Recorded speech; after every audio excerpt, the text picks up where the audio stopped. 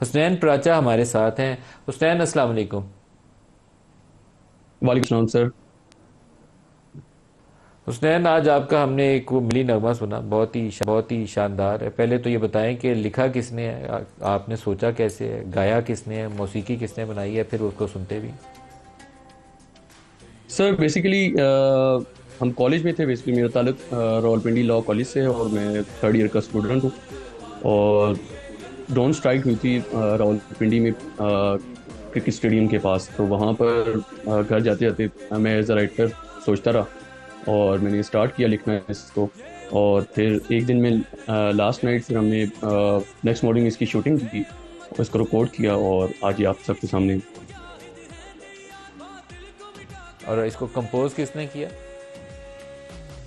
जिसको कंपोज भी मैंने खुद किया है और मेरी टीम है सोल रिकॉर्ड्स के नाम से, उनके साथ। तो आप ये पहले भी इस तरह के आपके कुछ सॉन्ग्स वगैरह हैं? क्योंकि मुझे तो पहली दफ़ा मौका मिला है ये सुनने जी। का, तो मैंने कहा ये बुलाएं, हुसनैन है कौन है, इसने तो बहुत अच्छा गाया।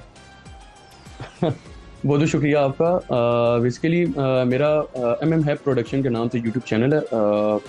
मैं as a writer as a singer काम कर रहा हूँ लास्ट 2 ईयर से। और फोर्थ फिफ्थ ये मेरा फिफ्थ प्रोजेक्ट है। इससे पहले मैं फोर्थ कर चुका हूँ।